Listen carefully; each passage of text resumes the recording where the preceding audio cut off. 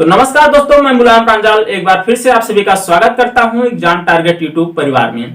आज हम लोग पढ़ने वाले सॉइल मैकेनिक्स का एक नेक्स्ट चैप्टर जिसका नाम है कंपैक्शन ऑफ सॉइल। तो अभी आगे बढ़ने से पहले थोड़ी सी डिस्कस कर लेते हैं हम एग्जाम पे। देखिए अभी क्या है, आपके पास 1.5 से 2 महीने का एग्जाम मतलब टाइम बचा हुआ है एग्जाम में एसएससी जेईई 2019 के लिए। तो देखिए अब हम जो अगर चलेंगे बिल्कुल बेसिक से अगर सारी चीजें पढ़ाने लगेंगे तो आपको पढ़ाने में बहुत समय लग जाएगा, ठीक है। तो आपका पूरा सिलेबस खत्म नहीं हो पाएगा, इसलिए मैं आप लोगों के लिए एक शॉर्ट नोट्स तैयार कर रहा हूं तथा उसी के हिसाब से मैं कोशिश करूंगा आपको पढ़ाऊं ताकि कम समय में ज्यादा से ज्यादा चीजें कवर हों। मुझे भी पता है यदि आप 2 महीने बाद एग्जाम देने जा रहे हैं तो काफी चीजें पढ़ चुके होंगे। आपको बस जरूरत है किस चीज की, तो रिवीजन की जरूरत है और प्रैक्टिस क्वेश्चन की करने की जरूरत है, ठीक है। तो मैं उसी को ध्यान में रखते हुए आप सभी को पढ़ाने जा रहा हूं कंपैक्शन ऑफ सॉइल। तो इसमें हम सारी चीजें शॉर्ट में पढ़ेंगे, जो जो चीजें एग्जाम पॉइंट ऑफ व्यू से बिल्कुल इंपॉर्टेंट है उन चीजों को पढ़ेंगे, कोई भी चीज छूटने नहीं पाएगी। अगर आपको देखना है तो मेरा जो मैंने प्रीवियस ईयर के क्वेश्चन पेपर करवाए थे 2018 का मैंने पूरा क्वेश्चन करवा दिया है एक वीडियो में, मैं उसका लिंक जो है डिस्क्रिप्शन में दे दूंगा, वहां से जाके देख सकते हैं। अभी तक मैंने जितना पढ़ाया था, जिन जिन पॉइंट में मैंने बताया था कि ये चीज एग्जाम पॉइंट ऑफ व्यू से इंपॉर्टेंट है, इसे ध्यान में रखिएगा, सारे के सारे क्वेश्चन उसी से आए हुए थे। और जितना अभी तक पढ़ाया गया है लगभग पिछले 2018 में सारे क्वेश्चन 2-3 चैप्टर से आए हुए थे। तो अब क्या है, अब जो 2019 का पेपर होगा उसमें आशा है कि जो आगे आने वाले चैप्टर हैं उससे क्वेश्चन पूछे जाएंगे। तो आगे की चीजें आप बहुत ध्यान से पढ़िएगा, मैं सारी चीजें आपको बताऊंगा, कोई चीज छूटने नहीं पाएगी, लेकिन शॉर्ट में अच्छे से आपको बताऊंगा, ठीक है। थोड़ा फास्ट चलेंगे, तो कहीं आपको प्रॉब्लम हो तो मुझे बता दीजिएगा। तो चलिए शुरू करते हैं क्या, कंपैक्शन ऑफ सॉइल। अब देखिए कंपैक्शन ऑफ सॉइल हम क्यों करते हैं, कंपैक्शन ऑफ सॉइल की जरूरत क्यों पड़ी। सबसे पहले हमें सॉइल का प्रयोग कहाँ करते हैं, हमें फाउंडेशन बनाना होता है, उसके लिए हमें सॉइल की स्ट्रेंथ की जरूरत होती है। सॉइल की स्ट्रेंथ कहां से आएगी, हमें कंपैक्शन से आएगी। कंपैक्शन जब हम करते हैं तो उसमें हमें क्या चीज पता होती है, एक चीज आती है जिसका नाम है क्या, मैक्सिमम ड्राई डेंसिटी, ठीक है। मैक्सिमम ड्राई डेंसिटी से ही हम क्या मतलब सॉइल की शियर स्ट्रेंथ बढ़ाते हैं, ठीक है। मैक्सिमम ड्राई डेंसिटी हमारी सॉइल की नॉर्मली कितनी होती है, जो कि एग्जाम पॉइंट ऑफ व्यू से इंपॉर्टेंट है, इसे आप नोट कर लीजिएगा। सॉइल के लिए जो मैक्सिमम ड्राई डेंसिटी होती है वो कितना होती है, 16 से 20 किलो न्यूटन पर मीटर क्यूब होती है, ठीक है। इसे आप लोग नोट कर लीजिएगा। और ये मैक्सिमम ड्राई डेंसिटी होती क्या है, मैक्सिमम ड्राई डेंसिटी हमारी बताती है कि हमारी सॉइल कितनी कंपैक्ट हुई है, यानी कि ये बताती है क्या, कंपैक्टनेस ऑफ सॉइल, ठीक है। अच्छा, मैक्सिमम ड्राई डेंसिटी से हम क्या मतलब क्यों निकालते हैं, क्योंकि हमें शियर स्ट्रेंथ बढ़ाना होता है, इसी के लिए हम मैक्सिमम ड्राई डेंसिटी सॉइल की पता करते हैं कितनी हो सकती है। तो अब इसको पता करने का तरीका क्या होता है, देखिए हमारी कोई सॉइल है उसको अगर हम कंपेयर करेंगे, ठीक है, वैसे लिखा तो इसमें ड्राई डेंसिटी है, लेकिन एकदम ड्राई डेंसिटी मतलब ड्राई सॉइल होगी, उसको अगर आप कंपेयर करेंगे तो पूरी तरह से कंपैक्ट नहीं हो पाएगी। लेकिन फिर भी हम क्या सैचुरेटेड डेंसिटी नहीं निकाल सकते, क्योंकि जब तक उसमें वायर्स रहेंगे तब तक वो पूरी तरह से कंपैक्ट नहीं हो पाएगा। हम उसके वायर्स को ही कम करने की कोशिश करेंगे, लेकिन फिर भी इसमें कुछ पानी मिलाते हैं, ठीक है। तो देखिए कैसे मिलाते हैं, हमारी सॉइल है उसको हम अगर सूखा कंपैक्ट करेंगे तो कंपैक्ट नहीं हो पाएगी, उसके लिए हमें थोड़ा बहुत इसमें पानी मिलाना पड़ेगा। पानी मिलाते जाएंगे, जैसे जैसे हम पानी की मात्रा बढ़ाते जाएंगे वैसे से देखते हैं कि कंपैक्शन जो है हमारा अच्छे से होता जाता है, ठीक है, उसकी डेंसिटी धीरे धीरे बढ़ती जाती है। एक मैक्सिमम वाटर कंटेंट आता है जिसमें हमारी ड्राई डेंसिटी जो होती है वो मैक्सिमम मिलती है, उसी वाटर कंटेंट को हम क्या कहते हैं, उसे हम ओएमसी बोल देते हैं, ठीक है। ओएमसी का फुल फॉर्म क्या होता है, optimum moisture content, optimum moisture content, ठीक है, कंटेंट, ठीक है। तो ओएमसी होता क्या है, ओएमसी वो वाटर कंटेंट होता है जिसमें हमारे सॉइल की क्या है, ड्राई डेंसिटी मैक्सिमम आती है, ठीक है। अब नॉर्मली सॉइल के लिए ओएमसी का मान कितना होता है, 10 से 20%। इस चीज को आप नोट कर लीजिएगा, यहाँ पर 2 पॉइंट है आपके नोट करने के लिए, ओएमसी क्या होता है इसे नोट कर लीजिएगा, ठीक है। अब हम क्या देखते हैं, अब हम देखते हैं कंपैक्शन, तो हम पढ़ रहे हैं कंपैक्शन के अलावा एक और टर्म आता है क्या, कंसोलिडेशन। अच्छा, अक्सर हमें एग्जाम में पूछा जाता है कंपैक्शन और कंसोलिडेशन में अंतर क्या क्या होते हैं, इसमें कंपैरिजन करने के लिए बोलता है। तो देखिए हम एक तरफ लिखते हैं क्या, एक तरफ अगर हम कंपैक्शन लिखें और दूसरी तरफ क्या लिखें, कंसोलिडेशन। तो देखिए कंसोलिडेशन, तो इसमें पहला अंतर यह होता है कि कंपैक्शन जो होती है वो उसमें हम क्या करते हैं, एक्सपल्शन ऑफ वाटर, यानी कि हम एक्सपल्शन ऑफ एयर मतलब कंपैक्शन करके किसी सॉइल का जो हम एयर है, एयर वाइड्स है, उसको कम करने की कोशिश करते हैं, यानी कि क्या एक्सपल्सन ऑफ, एक्सपल्सन मतलब कम कर रहे हैं, निकालना, जो भी आप समझ सकते हैं। इसकी एग्जैक्ट मीनिंग मैं नहीं बता रहा हूं आपको। एक्सपल्सन ऑफ एयर, ठीक है। ये डायरेक्ट यही टर्म एग्जाम में आता है, ठीक है। क्या कंपैक्शन क्यों करते हैं, मतलब एक्सपल्सन ऑफ एयर के लिए कंपैक्शन करते हैं, जबकि कंसोलिडेशन में क्या होता है, एक्सपल्सन ऑफ वाटर होता है, ठीक है। तो इसकी हिंदी आप लोग खोज लीजिएगा, कोई बड़ी बात नहीं है, एक्सपल्सन ऑफ वाटर, ठीक। पहली मतलब अंतर हो गया इसमें। अब दूसरा क्या है, कंपैक्शन जो है वो हम किसी मतलब औजार से, जैसे हमारे पास रोलर हो जाते हैं, वाइब्रेटर हो जाते हैं, या कुछ भी कंपेयर करने के लिए कोई औजार, मान लीजिए हम कोई हथौड़ी लेके भी उसको कर सकते हैं। तो क्या है ये, मतलब ह्यूमन डिपेंडेंट फिनोमिना है, मतलब ये ह्यूमन द्वारा किया जा सकता है, ह्यूमन डिपेंडेंट है, ह्यूमन डिपेंडेंट है। ये क्या है, ये नेचुरल फिनोमिना है, ठीक है। इसे आप मन चाहा मतलब कंसोलिडेशन नहीं करा सकते किसी सॉइल में, ये नेचुरल फिनोमिना है। और तीसरी चीज क्या होती है इसमें, तीसरी चीज ये है कि ये जो है मतलब फास्ट मेथड है, कंपैक्शन आप बहुत जल्दी से कर सकते हैं, फास्ट तरीके से कर सकते हैं, जबकि ये क्या है, ये टाइम डिपेंडेंट फिनोमिना है, टाइम डिपेंडेंट फिनोमिना है, ठीक है। ये जो है टाइम डिपेंडेंट फिनोमिना है, ये फास्ट होता है जबकि ये स्लो होता है, ठीक है। और इस पर क्या होता है, मतलब कंपैक्शन हम किसी सॉइल का कर रहे हैं तो उस पर हमारा कंट्रोल होता है, कितना उस पर कंपैक्शन करें उसके बाद हटा दे। तो ये क्या होता है, ये अंडर कंट्रोल होता है, अंडर कंट्रोल्ड फिनोमिना है, जबकि ये अनकंट्रोल होता है, अनकंट्रोल्ड, ठीक है। तो इतनी बातें हैं जो कि हम मतलब एग्जाम में पूछी जाती है, कभी कभी जैसे पूछ लेता है कि टाइम डिपेंडेंट फिनोमिना इनमें से कौन सा है, कंपैक्शन और कंसोलिडेशन में से, तो आपको बता देना है। ये जो है कंसोलिडेशन जो है टाइम डिपेंडेंट फिनोमिना है, यानी कि ये टाइम के साथ साथ अपने आप होता है, इसको आप इस पे कोई मतलब इस पे कंट्रोल नहीं कर सकते। ये क्या है, अपने आप आर्टिफिशियल नहीं कर सकते, नेचुरल फिनोमिना है। इसमें क्या होता है, सबसे बड़ी बात है एक्सपल्सन ऑफ वाटर होता है, ठीक है। इसमें कंसोलिडेशन में क्या है, वाटर जो वायर्स में वाटर है धीरे धीरे सॉइल से बाहर निकलते रहते हैं। तो ये हमारा हो गया क्या, कंपैक्शन और कंसोलिडेशन में अंतर हो गया। अच्छा, कंपैक्शन करने के लिए कुछ लेबोरेटरी मेथड होते हैं, उनको हम आपको बता रहे हैं। उसमें कौन कौन से हैं, उसे हमारा जैसे क्या आ जाता है, standard Proctor test, modified Proctor test. उसके बाद हमारे इंडियन आ जाते हैं, इंडियन का क्या नाम है, लाइट वेट कंपैक्शन टेस्ट और हैवी वेट कंपैक्शन टेस्ट। तो हम इन चारों को पढ़ेंगे, चारों में कुछ तुलना करेंगे तथा सारी चीजें क्या क्या चीजें इसमें होती हैं उन सब। तो देखिए यहाँ पर हमने एक टेबल बना दिया आप लोगों के लिए। तो इसमें हमने कुछ लेबोरेटरी टेस्ट के नाम दिए हैं और उसके बाद इसके मतलब किस प्रकार से किया जाता है, उसमें क्या क्या चीजें होती हैं, सारी चीजें मैं आपको बताऊंगा।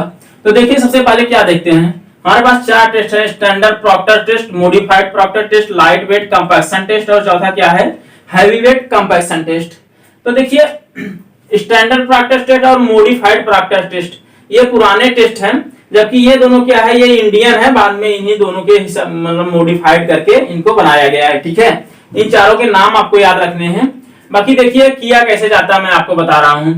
सबसे पहले देखिए क्या स्टैंडर्ड प्रॉक्टर टेस्ट की अगर हम बात करें तो कंपैक्शन हमको करना है, किसमें करेंगे, किसी न किसी मतलब हमको यूटेंसिल चाहिए, कोई न कोई बर्तन चाहिए, शीशे कंटेनर चाहिए। तो उसका वॉल्यूम जो होता है वो कितना होता है, पहले का स्टैंडर्ड प्रॉक्टर टेस्ट का 944 सीसी सेंटीमीटर क्यूब होता है। अब ये क्या होता है, 3 लेयर में भरा जाता है तथा हर लेयर पे क्या किया जाता है, 25 ब्लोज दिया जाता है, जैसे आप नॉर्मली पढ़े होंगे सॉइल मैकेनिक्स में, अगर कॉलेजों में पढ़े होंगे कोई भी प्रैक्टिकल।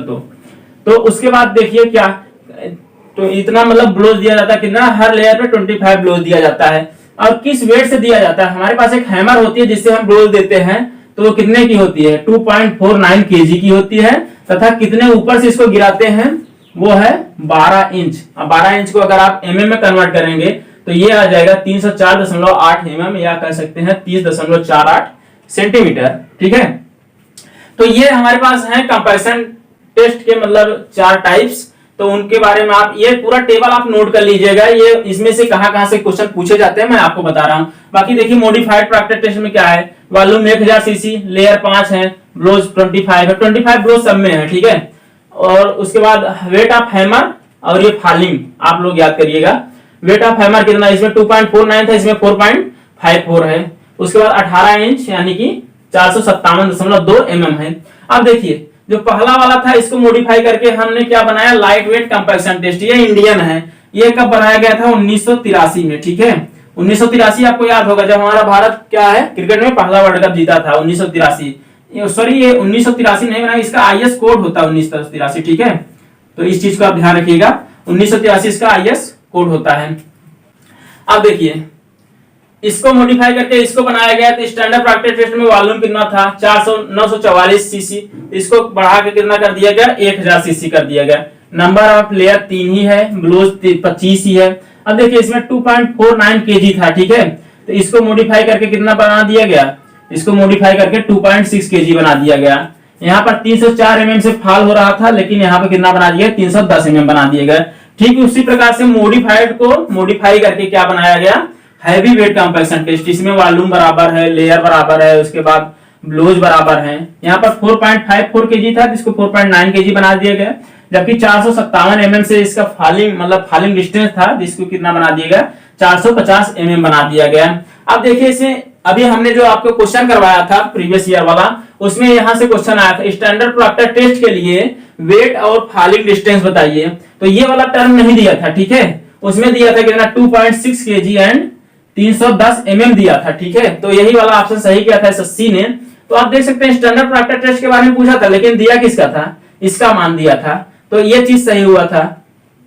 तो अगर आपकी बात मान लीजिए पूछ लेता आपसे क्या हैवी वेट कंपैक्शन टेस्ट के लिए बताइए या मॉडिफाइड कंपैक्शन टेस्ट के लिए बताइए, तो हो सकता है ये वाली चीज ना देके आपको ये वाली चीज दिया रहे, और ये अक्सर पूछा भी जाता है। ठीक है, तो इस चीज को आप नोट कर लीजिएगा, इसको और इसको ध्यान में रखिएगा कि हैवी वेट कंपैक्शन टेस्ट के लिए कितना होता है 4.9 केजी और 450 mm, जबकि लाइट वेट कंपैक्शन टेस्ट के लिए कितना होता है 2.6 केजी और 310 mm फॉलिंग डिस्टेंस होती है। तो ये दोनों पॉइंट आपके लिए इंपॉर्टेंट है, बाकी इंपॉर्टेंट तो सभी हैं, उतना ज्यादा इंपॉर्टेंट ये सब नहीं है ये सब चीजें, लेकिन ये आप वेट और फॉलिंग डिस्टेंस जरूर याद कर लीजिएगा। उसके बाद लाइट वेट और कंपैक्शन वेट ये दोनों सिमिलर हैं, ये दोनों और ये दोनों सिमिलर हैं, ये सब चीजों को आप ध्यान में रखिएगा। ठीक है, अब आगे बढ़ते हैं हम। आप इस चीज को स्क्रीनशॉट लेना चाहें तो ले लीजिए, मैं हट जा रहा हूं। अब देखिए इसमें होता क्या है, एक क्वेश्चन इससे और जो इंपॉर्टेंट बनता है वो क्या है, वो पूछता है रेशियो किसका किसका पूछता है। ठीक है, रेशियो पूछता है किसका, एनर्जी का, एनर्जी रेशियो। ठीक, एनर्जी रेशियो किसका किसका, लाइट वेट कंपैक्शन टेस्ट का अपान और हैवी वेट कंपैक्शन टेस्ट का। ठीक है, लाइट वेट कंपैक्शन टेस्ट और हैवी वेट कंपैक्शन टेस्ट का एनर्जी रेशियो पूछता है। अब एनर्जी रेशियो क्या होती है, एनर्जी कहां से आप निकालेंगे। ठीक है, पहले इसका मान आप देख लीजिए, इसका मान होता कितना है 4.5 होता है। ये एग्जाम पॉइंट ऑफ व्यू से एकदम इंपॉर्टेंट है, ये हो सकता है अगली परीक्षा में आपको देखने को मिल जाए। ठीक है, इसे आप नोट कर लीजिएगा, ये 4.5 होता है। 4.5 आता कैसे है, देखिए पहले क्या हम लेंगे लाइट वेट कंपैक्शन टेस्ट का, वॉल्यूम तो दोनों का बराबर है तो उसको छोड़ देंगे। उसके बाद क्या हमारे पास वेट कितना है 2.6 केजी, तो 2.6 ये मतलब इतना ग्राम केजी है, इसमें अगर हम जी से गुणा कर देंगे तो हमारा पूरा वेट आ जाएगा। 2.6 इंटू जी क्रॉस 310 mm हाइट है, 310 mm से गिरा रहे हैं, क्रॉस 310 mm कर देंगे। सॉरी ये लाइट अपान हैवी नहीं होगा, जबकि ये हैवी अपान लाइट होगा। ठीक है, तभी तो हमारा ज्यादा है क्योंकि हैवी में हमारा जो है ज्यादा है। ठीक, तो आप समझ लीजिएगा अगर इसको लाइट अपान हैवी कर देते हैं तो ये 1/4.5 हो जाएगा। तो इस चीज को आप ध्यान में रखिएगा। देखिए कितना 310 गुणे इतना हो गया, और उसके बाद 3 गुणे 25 कर देंगे, गुणे 3 लेयर है 25 ब्लोज है, तब ये पूरा हमारा एनर्जी किसका हो गया लाइट वेट का। अब इसके बाद इसी तरह से हम इसका कर लेंगे 4.9 क्रॉस जी क्रॉस 450 क्रॉस 5 क्रॉस कितना हो जाएगा 25। अगर इसको हम कैलकुलेट करें तो हमारा कितना आ जाएगा, 25 से 25 कट जाएगा, उसके बाद जी से जी कट जाएगा, तो हमें कैलकुलेट कितना करना होगा 2.6 क्रॉस 310 एंड 3। ठीक है, अपान कितना हो जाएगा 4.9 क्रॉस 450 क्रॉस कितना हो जाएगा 5। ठीक है, तो कितना आ जा रहा है 0.219 आ रहा है, लेकिन अगर इसको हम 1 अपान कर देंगे इतना तो कितना आ जाएगा 4.55 आ रहा है। ठीक है, ये हमारा आ रहा 4.55 9, इसको नॉर्मली कितना 4.5 हम मान लेते हैं। ठीक है, तो ये 1 आएगा, ठीक है, आप ध्यान रखिएगा। क्या होता है हमारा heavy weight upon light weight का रेशियो जितना आता है वो कितना आता है 4.5 आता है। तो आप इसको नोट कर लीजिए, फिर आगे बढ़ते हैं हम। तो चलिए अब हम आगे चलते हैं। अभी हमने आपको बताया था क्या, जब हम ड्राई डेंसिटी ज्ञात करना चाहते हैं तो उसके लिए हम क्या, ड्राई डेंसिटी प्राप्त करने के लिए हम सॉइल में कुछ वाटर कंटेंट बढ़ाते जाते हैं, उसके बाद कंपेयर करते जाते हैं। तो उससे कुछ एग्जाम इंपॉर्टेंट क्वेश्चन आते हैं, मैं आपको बता रहा हूं क्या क्या क्वेश्चन आते हैं। तो देखिए सबसे पहले मान लीजिए इस पे हम अगर एक्स एक्सिस पे क्या दिखा देते हैं, हम वाटर कंटेंट दिखा देते हैं, ठीक है। और वाई एक्सिस पे अगर हम दिखा देते हैं किसको, मैक्सिमम ड्राई डेंसिटी को, गामा डी मैक्स को इस पे दिखा देते हैं वाई डायरेक्शन में। तो देखिए होता क्या, हमारा एक कर्व बनता है मैक्सिमम ड्राई डेंसिटी और वाटर कंटेंट पे। वाटर कंटेंट हम जैसे जैसे मिलाते जाते हैं सॉइल में, ठीक है, तो क्या होता है हमारा जो मैक्सिमम ड्राई डेंसिटी होती है वो धीरे धीरे बढ़ती जाती है। तो एक मैक्सिमम पॉइंट पे आता है, उस वाटर कंटेंट हमारी ड्राई डेंसिटी क्या हो जाती है, गामा डी मैक्स हो जाती है, ठीक है, गामा डी मैक्स। इसको आप केवल गामा डी भी लिख सकते हैं। तो यहाँ पर गामा डी मैक्स हो जाती है। उसके बाद अगर वाटर कंटेंट बढ़ाते जाएंगे तो क्या होगा, धीरे धीरे ड्राई डेंसिटी हमारी घटती चली जाती है। तो ये जो मैक्सिमम पॉइंट होता है इसको हम क्या बोल देते हैं, इसको हम OMC बोल देते हैं, ऑप्टिमम मॉइस्चर कंटेंट। अब इससे देखिए कुछ क्वेश्चन बनते हैं, जब हमारी सॉइल ऑप्टिमम मॉइस्चर कंटेंट पे होगी, ठीक है, तो वहां पर मैक्सिमम ड्राई डेंसिटी। देखिए जब हमारी सॉइल में वाटर ज्यादा हो जाएगा, यानी कि मोर वाटर, ठीक है, मोर वाटर किससे, ऑप्टिमम मॉइस्चर कंटेंट से, उसको हम कौन सा मतलब स्ट्रक्चर हमारा किस प्रकार का होगा, तो हमारा जो सॉइल का स्ट्रक्चर होगा वो क्या होगा, डिस्पर्स्ड स्ट्रक्चर। ये एग्जाम पॉइंट आप व्यू से इंपॉर्टेंट है, इसे आप नोट कर लीजिएगा, ये डिस्पर्स स्ट्रक्चर हो जाएगा। अगर यही हमारा वाटर जो है वो OMC से कम होगा, लेस होगा, लेस वाटर होगा, तो हमारा सॉइल का मतलब स्ट्रक्चर कैसा होगा, वो फ्लैकुलेंट स्ट्रक्चर होगा, फ्लैकुलेंट स्ट्रक्चर होगा। अब ये फ्लैकुलेंट स्ट्रक्चर और डिस्पर्स स्ट्रक्चर क्या होता है मैं आपको बता रहा हूं। जैसे मान लीजिए आप किसी सॉइल को देखते होंगे, फ्लैक क्या होता है, उसमें क्या होते हैं, सॉइल के कण जो है एक दूसरे से चिपके होते हैं, ठीक है, लेकिन कभी मतलब एक दूसरे के साथ चिपके होते हैं, लेकिन देखते होंगे बीच बीच में काफी ज्यादा वायर्स पाए जाते हैं, ठीक है। तो ये क्या होता है, इसमें अट्रैक्शन तो होता है, लेकिन जहां पर जुड़ जाते हैं वहीं पर जुड़े रहते हैं, बाकी बीच बीच में कहीं कहीं बहुत ज्यादा वायर्स होते हैं, तो इसको क्या बोलते हैं, फ्लैकुलेंट स्ट्रक्चर बोलते हैं। बाकी डिस्पर्स में क्या होता है, इनमें अट्रैक्शन तो नहीं होता है, इसमें रिपल्सन होता है, लेकिन ये इतने एक दूसरे से रिपेल हो जाते हैं, जिनका जो बॉन्ड होता है टूट जाता है, उसके बाद क्या होता है, एक दूसरे के आसपास ऐसे इकट्ठे हो जाते हैं, तो इसको डिस्पर्स स्ट्रक्चर बोलते हैं, ठीक है। तो आप इस चीज को ध्यान रखिएगा। बाकी इसके आधार पर हमारा जो मतलब क्वेश्चन बनते हैं वो मैं आपको बता रहा हूं। देखिए पहला क्वेश्चन क्या बनता है, पहली बात तो ये जो डिस्पर्स स्ट्रक्चर है ये किसके, मतलब इसके लिए थ्योरी दी गई थी, कौन सी, लैम्बे साहब थे, कौन थे, लैम्बे डबल लेयर थ्योरी के आधार पर इसका क्या मतलब इसका स्टडी किया जाता है, इसका अध्ययन किया जाता है डिस्पर्स स्ट्रक्चर का, लैम्बे डबल लेयर थ्योरी, ठीक है। तो इसे आप नोट कर लीजिएगा, ये इंपॉर्टेंट टर्म है, किसके आधार पर इसका अध्ययन किया जाता है, लैम्बे डबल लेयर थ्योरी। देखिए इसके आधार पर कुछ क्वेश्चन जो बनते हैं, क्या बनता है, जब हमारे सॉइल का स्ट्रक्चर क्या होगा, फ्लैकुलेंट होगा, ठीक है, फ्लैकुलेंट होगा, तो हमारे सॉइल में जो है अट्रैक्टिव फोर्स जो है, attractive force is greater than किसके, रिपल्सिव फोर्स के। ये इंपॉर्टेंट पॉइंट है, आप इसके नोट कर लीजिएगा। अट्रैक्टिव फोर्स ग्रेटर देन होगा रिपल्सिव फोर्स कब, जब हमारी सॉइल क्या होगी, हमारी सॉइल फ्लैकुलेंट सॉइल होगी। इसके उल्टा जब हमारी सॉइल क्या होगी, डिस्पर्स स्ट्रक्चर में होगी, डिस्पर्स स्ट्रक्चर बना रही होगी, तो उस समय इसका जस्ट उल्टा हो जाएगा, क्या हो जाएगा, रिपल्सिव फोर्स जो है, क्या, repulsive force is greater than attractive force हो जाएगा। तो ये इंपॉर्टेंट टर्म है, इसे आप नोट कर लीजिएगा, ये एग्जाम में आपसे पूछ लेता है, ठीक है। और अगर हमारी जो सॉइल किस पे होगी, OMC पे होगी, OMC ऑप्टिमम मॉइस्चर कंटेंट पे होगी, तो देखिए यहाँ से क्या आ जा रहा है, फ्लैकुलेंट में यहाँ अट्रैक्टिव फोर्स ज्यादा है, डिस्पर्स में यहाँ रिपल्सिव फोर्स ज्यादा है, तो क्या धीरे धीरे हमारा अट्रैक्टिव फोर्स कम होता जा रहा है, रिपल्सिव फोर्स बढ़ता जा रहा है, कह सकते हैं। तो जब हमारा ऑप्टिमम मॉइस्चर कंटेंट होगा तो इसपे क्या होगा, इसपे दोनों बराबर हो जाएंगे, ठीक है। तो यहाँ पे क्या होगा, अट्रैक्टिव फोर्स इक्वल टू क्या हो जाएगा, रिपल्सिव फोर्स। ठीक है, तो ये 3 पॉइंट थे जिन्हें आप नोट कर सकते हैं, इन्हें नोट कर लीजिएगा, इंपॉर्टेंट पॉइंट है, एग्जाम में पूछ लिए जाते हैं फ्रीक्वेंटली। अब हम बात करते हैं क्या वाटर कंटेंट किस पे किसके डिपेंड करता है।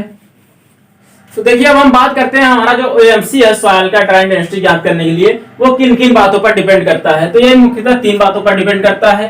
टाइप्स ऑफ सॉइल, कंपैक्टिव एफर्ट है ये एफर्ट, ठीक है, और ये फॉलिंग डिस्टेंस क्या होता है, जितने ऊपर से हम सॉइल को मतलब वो हैमर को गिराते हैं। तो इन 3 चीजों पर डिपेंड करता है, ये आप नोट कर लीजिएगा।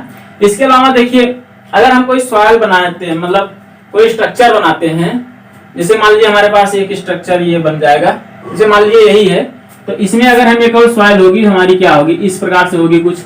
तो यहाँ पर देखिए क्या है, यहाँ पर OMC हमारा ज्यादा है, यहाँ पर OMC कम आ रहा है, ठीक है, लेकिन OMC ज्यादा होने के साथ साथ क्या है हमारा, यहाँ पर अगर मैक्सिमम ड्राई डेंसिटी देखें तो कम है, लेकिन यहाँ पर ज्यादा है। किस कंडीशन में होता है, मान लीजिए यहाँ पर जो हमारा क्या कंपैक्टिव एफर्ट अगर ज्यादा लगा देते हैं हम, तो हमारा कम OMC पर ही क्या मिलता है, मैक्सिमम ड्राई डेंसिटी ज्यादा मिलती है। जबकि कंपैक्टिव एफर्ट इसमें कम लगा है तो यहाँ पर ज्यादा OMC है, लेकिन इसके बावजूद हमारी मैक्सिमम ड्राई डेंसिटी क्या है, कम मिल रही है। तो इस चीज को आप ध्यान रखिएगा कि जब हम मतलब क्या कंपैक्टिव एफर्ट कम लगाते हैं, ठीक है, कम कंपैक्टिव एफर्ट लगाएंगे तो हमारी मैक्सिमम ड्राई डेंसिटी भी कम मिलेगी, लेकिन OMC हमारा ज्यादा हो जाएगा। ज्यादा OMC पर भी मैक्सिमम ड्राई डेंसिटी कम मिलेगी, और जब कंपैक्टिव एफर्ट ज्यादा लगाएंगे तो क्या होगा, ये हमारा कम होगा, लेकिन इसके बावजूद हमारी मैक्सिमम ड्राई डेंसिटी अधिक मिलेगी। कंपैक्टिव एफर्ट में क्या फॉलिंग डिस्टेंस भी आता है, फॉलिंग डिस्टेंस जितना ज्यादा बढ़ाएंगे उतना ज्यादा हमारा मतलब एनर्जी जो है उतनी ज्यादा प्राप्त होगी, ठीक है। तो फॉलिंग डिस्टेंस बढ़ने के साथ साथ भी हमारा क्या होता है, मैक्सिमम ड्राई डेंसिटी बढ़ती है। अच्छा, यहाँ से एक ये कर्व जाता है, ये मान लीजिए यहाँ से कुछ इस प्रकार से जाता है, इसको हम क्या बोलते हैं, इसको हम जीरो एयर वाइड लाइन बोलते हैं, जीरो एयर वाइड लाइन। मैं आपको जितने भी चीजें एग्जाम में पूछी जाती हैं बस पॉइंट बाय पॉइंट उन्हीं चीजों को बता रहा हूं, क्योंकि बाकी सारी चीजें बताने का उतना समय नहीं है, ठीक है। तो zero wide air wide line ये होती है, इसको और क्या बोल देते हैं, इसको 100% सैचुरेशन लाइन बोल देते हैं, 100% सैचुरेशन लाइन, ठीक है। तो यानी कि आप कह सकते हैं जो जीरो एयर वाइड लाइन होता है, जीरो एयर वाइड लाइन का क्या मतलब समझ रहे हैं आप। जीरो एयर वाइड लाइन का मतलब होता है कि किसी भी सॉइल में वो मतलब वो पॉइंट जहां पर हमारा एयर वाइड क्या होगा, जीरो होगा, ठीक है। तो जब हमारा एयर वाइड जीरो हो जाएगा मतलब एयर उसमें से निकल जाएंगे, एयर कम निकलेंगे, पूरी तरह से वाइड को तो आप खत्म कर नहीं देंगे। तो वाइड अगर नहीं खत्म हो गए तो हमें पूरे एयर उस कंडीशन निकालने के लिए जो हमारे पास OIRs हैं उसमें पूरा पानी फिल करना होगा। तो जब हमारा जीरो एयर वाइड जहां पर होगा वहां पर क्या होगा, 100% डिग्री ऑफ सैचुरेशन होगा। तो जीरो एयर वाइड लाइन को हम क्या और बोल सकते हैं, 100% डिग्री ऑफ सैचुरेशन, ठीक है, 100% सैचुरेशन लाइन। अच्छा, 100% सैचुरेशन लाइन तो जीरो एयर वाइड लाइन होता है, लेकिन आप ये नहीं कह सकते कि जो हमारा 90% डिग्री ऑफ सैचुरेशन वाली लाइन होती है वो हमारा किसके 10% एयर वाइड लाइन के बराबर हो जाएगी, एयर वाइड लाइन के बराबर नहीं होगी। यानी कि जहां पर जिस पॉइंट पे हमारा एयर वाइड क्या होंगे 10% हो गए, वहां पर जरूरी नहीं कि हमारा डिग्री ऑफ सैचुरेशन 90% हो, ठीक है। तो इस बात को आप याद रखिएगा, क्योंकि मैं आपको बता रहा हूं ये क्यों नहीं होता ऐसा। मान लीजिए हमारा एयर वाइड के आधार पर जब हम क्या करते हैं, गामा डी निकालते हैं, तो उसके लिए जो हमारा फार्मूला होता है वो क्या होता है, 1 - NA G गामा W अपान 1 + E। इस फार्मूले को हमने बताया था जब हम सेकंड चैप्टर में आपको पढ़ा रहे थे, ठीक है। ये काफी इंपॉर्टेंट फार्मूला है, डायरेक्ट आपसे पूछ लिया जाता है, तो इसको आप नोट भी कर लीजिएगा। बाकी ये समझ लीजिए जब मतलब क्या एयर वाइड के टर्म में हम निकालते हैं क्या गामा डी, तो उसके लिए फार्मूला ये होता है। जबकि डिग्री ऑफ सैचुरेशन के टर्म में जब हम फार्मूला मतलब निकालते हैं गामा डी, तो गामा डी का फार्मूला क्या होता है, जी गामा डब्ल्यू अपान 1 + E। अब आप कहेंगे यहाँ पर तो यस का कोई जिक्र ही नहीं है, लेकिन ई क्या होता है, ई जो होता है ई बराबर होता है WG अपान यस होता है ना। तो यहां से आप इसको रख सकते हैं जी गामा W अपान 1 + WG अपान यस। अब यहां से तो यस आ गया ना, तो जब सैचुरेशन के टर्म निकालना होता है तो इस फार्मूले से हम निकालते हैं। जबकि हमारा क्या होता है, अगर हमारा एयर के टर्म निकालना, एयर वाइड के टर्म में, तो ये वाला फार्मूला यूज करेंगे। तो इसलिए इन दोनों में अंतर आ जाता है, क्योंकि जब हम जीरो एयर वाइड लाइन का निकालेंगे फार्मूला, तो यहाँ पर हमारा एन का मान क्या हो जाएगा, 0 हो जाएगा। तो फिर ये टर्म ही पूरा खत्म हो जाएगा, एन का मान ही कुछ नहीं रह जाएगा, तब वो बराबर हो जाता है। लेकिन दूसरे कंडीशन बराबर नहीं होगा। तो इस पॉइंट को आप देखिए, अभी तक हम लोगों ने जिन जिन पॉइंट पे बात किया, ये सब किसके लिए थे, ये सभी थे कोहेसिव सॉइल के लिए, ठीक है। ये सब क्या है, सैंड और ग्रेवल के लिए लागू नहीं होते, ये क्ले और सिल्ट पर लागू होते हैं। लेकिन अगर हम नॉन कोहेसिव सॉइल की बात करें, जैसे हमारा क्या हो गया, सैंड हो गया, ठीक है, तो उसका कंपैक्शन अलग तरीके से होगा। उसमें अगर हम OMC और क्या गामा डी पे अगर हम कर्व बनाए, यानी कि वाटर कंटेंट और ड्राई डेंसिटी में अगर हम कर्व ड्रा करें, तो हमारा कर्व कुछ इस तरीके से जाएगा, जो उसका शेप कुछ यहाँ से पहले नीचे आएगा, उसके बाद क्या होगा, तब ये ऊपर जाएगा। अभी ये क्या कहने का मतलब है, देखिए यहाँ पर गामा डी है, मतलब वाटर कंटेंट जैसे जैसे बढ़ा रहे हैं, पहले क्या हो रहा है, गामा डी का मान हमारा धीरे धीरे घट रहा है, ठीक है। घटने के बाद तब बढ़ना शुरू होता है, उसके बाद मैक्सिमम आता है, फिर उसके बाद घटना शुरू हो जाता है। अब ऐसा क्यों होता है, देखिए हमारे पास मान लीजिए कोई सैंड है, ठीक है। सैंड में आप अगर पानी मिलाते जाएंगे, होगा क्या, पहले उसमें एक capillary action, capillary attraction force create होता है। सैंड में आप पानी डालेंगे तो वो क्या होगा, कैपिलरी करंट ऊपर जाने की कोशिश करेगा, इसके कारण उसका वॉल्यूम जो है बढ़ने की कोशिश करता है, ठीक है। तो बढ़ने के कारण क्या होगा, डेंसिटी घट जाएगी। लेकिन जैसे जैसे हम मतलब वाटर कंटेंट मिलाते जाते हैं, जब हमारा वाटर कंटेंट कितना हो जाता है, 4 से 5%, ये इंपॉर्टेंट पॉइंट है, इसे नोट कर लीजिएगा। जब हमारा वाटर कंटेंट कितना हो जाता है, 4 से 5% हो जाता है, तो जो हमारा मतलब कैपिलरी एक्शन मतलब फिनोमेना होता है, वो पूरी तरह से ब्रेक हो जाता है, ठीक है। उसके बाद हमारे सॉइल में जितने भी मतलब वाटर मतलब सैंड में जितने वाटर के कण रहते हैं, वो सारे क्या होते हैं, एक्सपल्सन उनका हो जाता है, वो सब बाहर निकल जाते हैं और सॉइल मतलब सैंड क्या होती है, चिपक जाती है। आप कभी कभी देखेंगे बरसात में जब पानी बरसता है खूब, तो शुरुआत में उस सैंड में जब वाटर जाता है तो धीरे धीरे फूलती जाती है, बाद में जब ज्यादा पानी बरसता है तो वो पूरा एकदम चिपक जाती है एक दूसरे में। तो वो कंडीशन हमारी हो जाती है कब, जब हमारे इसमें 4 से 5% वाटर मिला देते हैं, उसके बाद अगर वाटर कंटेंट मिलाते जाते हैं तो सीधा उसकी ड्राई डेंसिटी जो है वो मैक्सिमम की तरफ चली जाती है। तो यहाँ पर 4 से 5% तक हमारा जो सैंड है वो फूलता जाएगा। तो इस चीज को ध्यान में रखिएगा। इसी टर्म को, इसी प्रक्रिया को, इसी फिनोमेना को हम क्या बोलते हैं, बल्किंग ऑफ सैंड। मतलब पानी वाटर कंटेंट मिलाने के साथ साथ सैंड का फूलना, उसके आयतन का बढ़ना क्या कहलाता है, बल्किंग ऑफ सैंड कहलाता है। तो यहाँ से 2 पॉइंट आपके इंपॉर्टेंट बन जाते हैं। बल्किंग ऑफ सैंड मैक्सिमम कितने पॉइंट मतलब कितने वाटर कंटेंट पर होता है, तो वाटर कंटेंट जो होता है वो 4 से 5% पर होता है।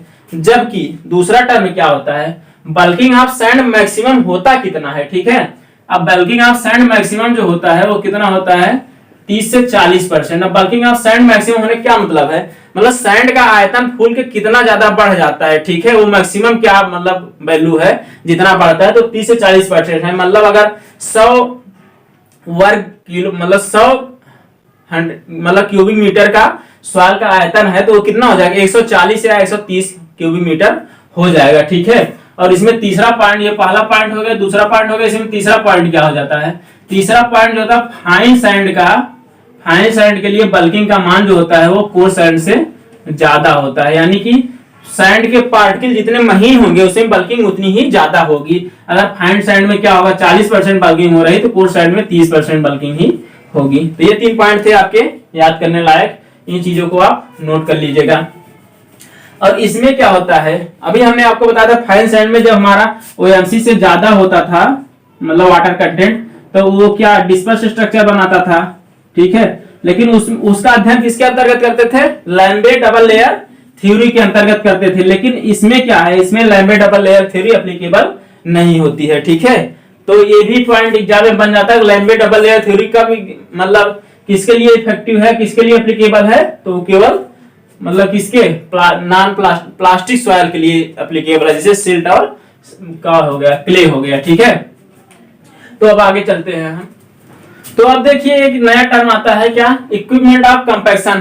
तो कंपैक्शन के लिए अब हम बात कर रहे थे कंपैक्शन की, तो कंपैक्शन करने के लिए कौन कौन से इक्विपमेंट और कहां पर यूज किए जाते हैं, किस कंडीशन में यूज किए जाते हैं, वो कुछ है मैं आपको बताता हूं। यहाँ पर देखिए हमारे पास 5 टाइप के इक्विपमेंट है, जैसे पहला रैमर हो गया, दूसरा स्मूथ फील्ड रोलर हो गया, तीसरा न्यूमेटिक टायर्ड रोलर हो गया, चौथा सीप फुट रोलर हो गया, पांचवा वाइब्रेटरी रोलर हो गया। इससे एक क्वेश्चन बनते हैं हर एग्जाम में, आप इसको पूरी तरह से नोट कर लीजिएगा। स्क्रीनशॉट लेना चाहें तो ले लीजिएगा तथा याद कर लीजिएगा। तो मैं आपको बता रहा हूँ, देखिए रैमर जो होता है, रैमर हमारा किस प्रकार की सॉइल के लिए प्रयोग होता है, सभी सॉइल के लिए प्रयोग होता है। स्मूथ फील्ड रोलर जो होता है ये ग्रेवल सैंड के लिए प्रयोग होता है, ग्रेवल और सैंड के लिए, ठीक है। न्यूमेटिक टायर्ड रोलर जो होता है ये सभी चारों प्रकार की soil, clay, silt, sand and gravel के लिए प्रयोग होता है। ये आपसे पूछ लेगा कि मतलब न्यूमेटिक टायर्ड किसके लिए प्रयोग होता है, उसमें दे देगा सैंड के लिए, क्ले के लिए, मतलब ग्रेवल के लिए या सभी सॉइल के लिए, ठीक है। तो उसमें आपको लगा के आना होगा सभी सॉइल के लिए। इसके बाद सी फूड रोलर पूछ लेता है, ये क्ले सॉइल के लिए केवल प्रयोग होता है, तो उसमें आपसे पूछ लेगा सी फूड रोलर सैंड के लिए प्रयोग होता है कि नहीं, सही है गलत है, सही गलत का भी क्वेश्चन आता है तो वो भी पूछ लेता है। वाइब्रेटरी रोलर जो प्रयोग होता है वो किसके लिए प्रयोग होता है, केवल और केवल सैंड्स के लिए प्रयोग होता है, ठीक है।